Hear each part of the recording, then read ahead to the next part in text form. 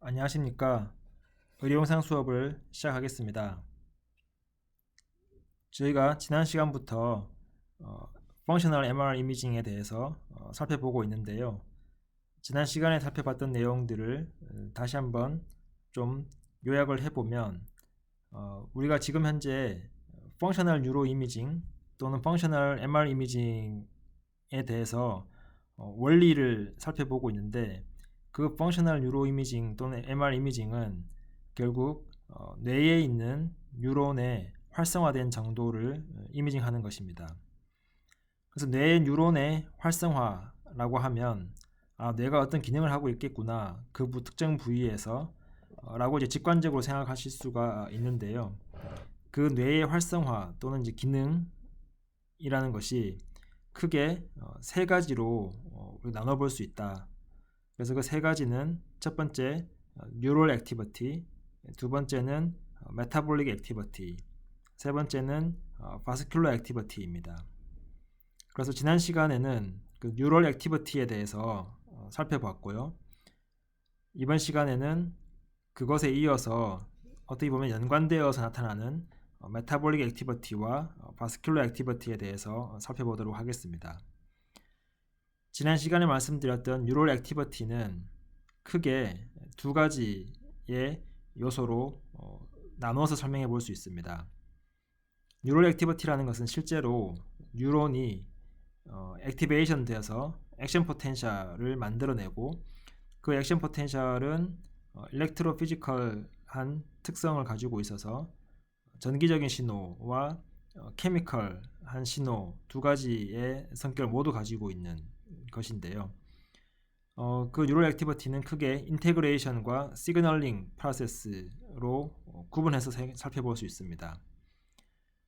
우리가 어떤 뉴런에서 액션 포텐셜을 발생하게 되면 그 액션 포텐셜이라는 것은 결국 엑선을 따라서 쭉 전기적인 신호가 지나가고, 엑선의 터미널에서 다음 이어진 연결된 뉴런의 덴드라이트와 시냅틱 인터페이스를 가지게 됩니다.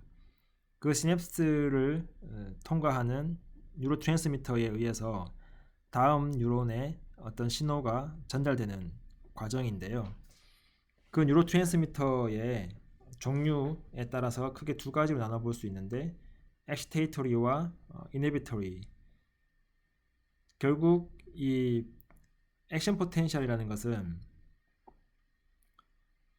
셀 멤브레인, 뉴로널 셀 멤브레인을 경계로 바깥쪽은 포지티브 이온이 많고 안쪽은 네거티브 이온이 많다고 말씀드렸습니다.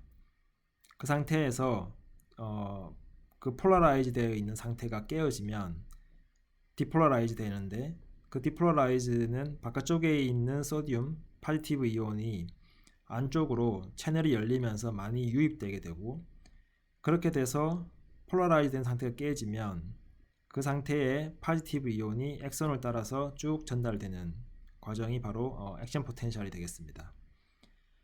그런데 뉴로 트랜스미터의 종류에 따라 다음 뉴런에 엑시테이션을 할 수도 있고 이니비션을 할 수도 있다.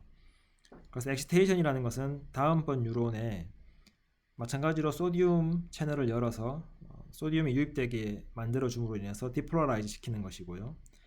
이니비터리는 반대로 안쪽에 있는 포지티브를 바깥쪽으로 끄집어내거나 바깥쪽에 있는 네거티브 이온을 안쪽으로 넣어주는 방식으로 폴라라이즈 되어 있는 상태를 더욱 극화시켜주는, 그래서 하이퍼폴라라이제이션을 시킵니다. 그래서 액션 포텐셜을 만들지 못하게끔 네거티브한 영향을 주게 됩니다. 그래서 우리가 그걸 이니비터리 액션이라고 이야기를 말씀을 드렸습니다. 그러면 특정 뉴런에서는 덴드라이트로부터 그 수많은 액션 포텐셜, 즉 포스트 시냅틱 포텐셜이죠.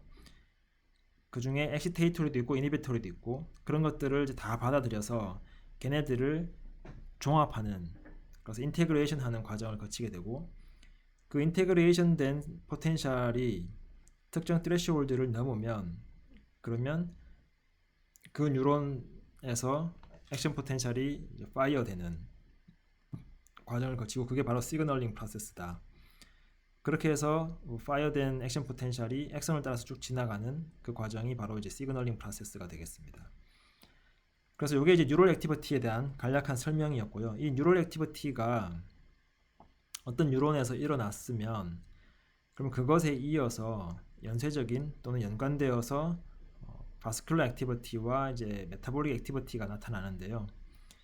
이번 영상 또는 이번 시간에 가장 핵심적인 주제는 이 뉴럴 액티비티에 이어서 나타나는 이 메타볼릭 액티비티와 바스큘러 액티비티 두 가지를 이해하는 것입니다.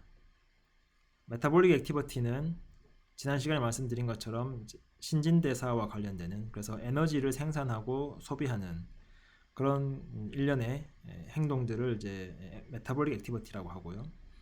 바스큘러 액티비티는 그와 연관되어서 나타나는 어떤 혈류의 변화, 그리고 이 혈관 볼륨의 변화를 이제 통틀어서 바스큘러 액티비티라고 합니다. 그래서 뉴럴 액티비티에 이어서 이 메타볼릭 액티비티와 바스큘러 액티비티가 어떤 관계로 나타나는지, 그리고 그 관계가 왜 중요한지, 특히 이 펑셔널 MR 이미징 하는 관계에 있어서 그것을 이해하는 것이 목표가 되겠습니다. 먼저 메타볼릭 액티비티부터 살펴보도록 하겠습니다. 자, 메타볼릭 액티비티는 에너지를 생산하고 소비하는 과정입니다. 그러면 뉴럴 액티비티가 일어났을 때 왜 이 에너지의 생산과 소모가 필요하냐, 이것을 이제 우리가 첫 번째로 이해해야 되는데요. 자, 뉴럴 액티비티는 아까 제가 요약해드린 바와 같이 결국은 포텐셜의 디퍼런스가 애시당초 레스팅 스테이트에서 이제 존재하고 있었죠. 즉 셀 멤브레인을 경계로 바깥쪽은 포지티브가 많고 안쪽은 네거티브가 많은, 그래서 폴라라이즈 되어 있는 상태가 자연스러운 상태입니다. 그런데 이 폴라라이즈 되어 있는 상태가 어떤 이유에 의해서 깨지게 되면 디폴라라이즈 되게 되고, 그 과정에서 이제 액션 포텐셜이 만들어지는 게 바로 뉴럴 액티비티였죠. 자, 그러면 우리가 이 뉴럴 액티비티가 일어났다라고 가정을 해보면, 그러면 폴라라이즈 된 상태가 깨어진 상태죠. 그래서 바깥쪽에 포지티브가 많고 안쪽에 네거티브가 많은 상태였는데, 그 상태의 그레디언트, 즉 어떤 이온의 컨센트레이션, 그리고 일렉트로케미컬한 그레디언트라는 거는 이제 컨트라스트 차이죠. 그래서 바깥쪽과 안쪽, 셀 멤브레인을 경계로 바깥쪽과 안쪽에 이온의 컨센트레이션의 농도차가 사실은 있었는데, 그게 깨어진 상태에서 만약 다음 뉴런 액티베이션 되려면 그 이온의 컨센트레이션의 어떤 차이가 다시 복구되어야 됩니다. 그래서 여기 보시면 이제 리스태블리시 돼야 된다. 애시당초 차이가 나 있던 상태에서 그게 깨지면서 액션 포텐셜이 발생했으니 다음에 또 액션 포텐셜을 만들어낼 일이 있을 때는 다시 바깥쪽에는 포지티브가 많고 안쪽에는 네거티브가 많은 그런 그레디언트가 성립이 되어야 다시 걔가 깨지면서 시그널이 만들어지고 또 복구되고 다시 깨지면서 시그널이 만들어지고, 이런 과정을 거치겠죠. 그래서 뉴런이 이제 한번 활성화되고 죽는 건 아니니까요. 계속해서 걔가 어떤 일을 하려면 그 깨어진 디폴라라이즈 된 상태에서 다시 폴라라이즈 된 상태로 복구되는 과정이 반드시 필요합니다. 자, 여러분들 지난 시간에 했던 내용을 다시 기억을 떠올려 보시면, 폴라라이즈 되어 있는 상태에서 디폴라라이즈 되는 과정은 어떻게 보면 디퓨전 프로세스입니다. 그 말은 에너지를 요구하지 않는, 즉 에너지를 필요로 하지 않는 과정이죠. 자연스러운 과정입니다. 농도가 많은 곳에서 농도가 낮은 곳으로 소듐 같은 포지티브 이온이 흘러 들어가는 과정이 이제 디폴라라이즈 과정이니까, 그 과정은 에너지를 필요로 하지 않은 굉장히 자연스러운 과정이다. 그런데 우리가 이 복구하는 과정을 생각해 보면, 다시 바깥쪽은 포지티브가 많고 안쪽은 네거티브가 많은, 그래서 농도가 차이가 나게끔 만들어주는 과정이죠.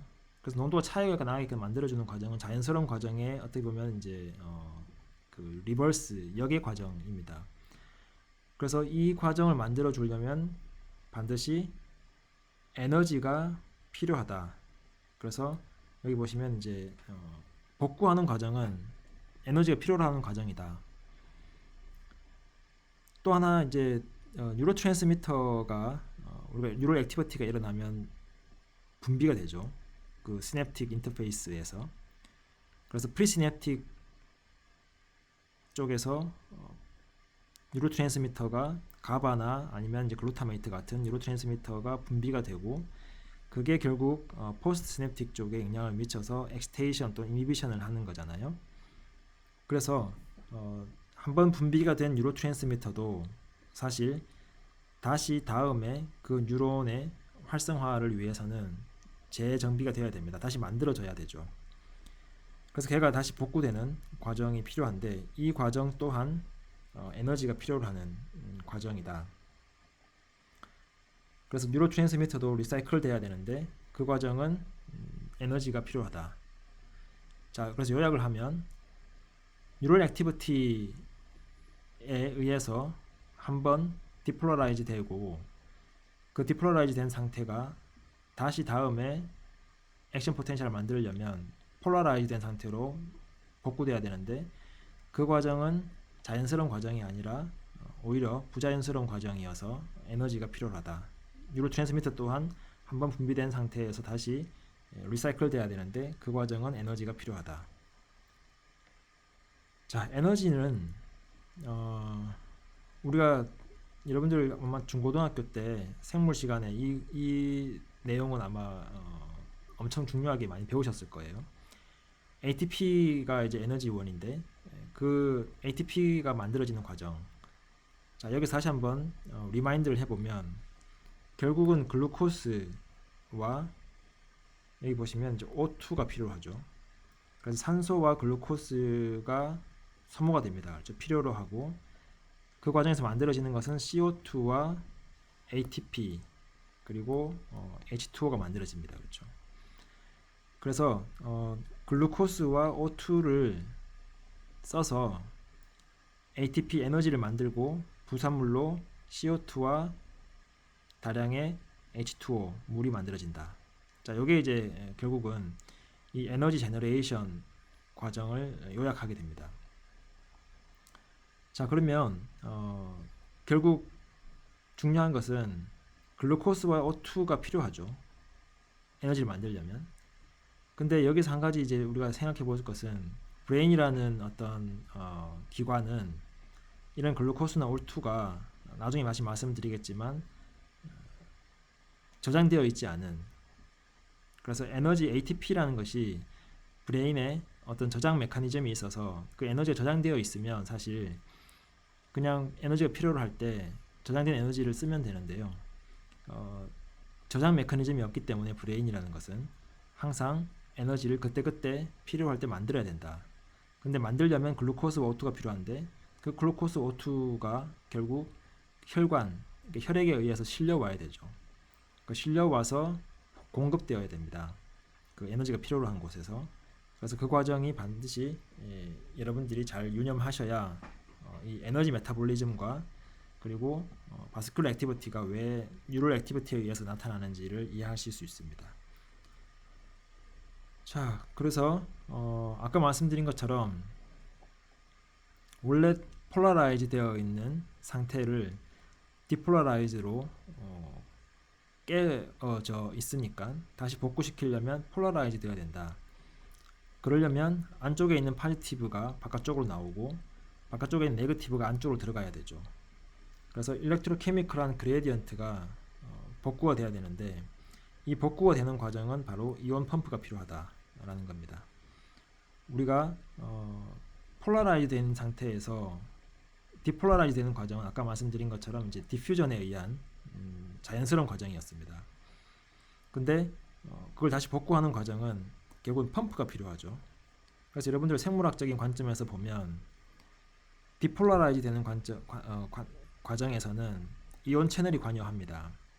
이온 채널은 예를 들면 바깥쪽에 있는 소디움 파지티브 이온이 안쪽으로 흘러 들어오는, 원래 바깥쪽에 많았고 안쪽에 적었기 때문에 디퓨전에 의해서 자연스럽게 흘러 들어옵니다. 그래서 이 이온 채널은 닫혀 있다가 열리면, 자, 이 이온 채널이 열리는 것은 지난 시간에 말씀드린 것처럼 엑시테이터리 역할을 하는 뉴로트랜스미터가 바인딩 되면서 이온 채널이 열릴 수도 있고 뭐 그런 과정을 거치죠.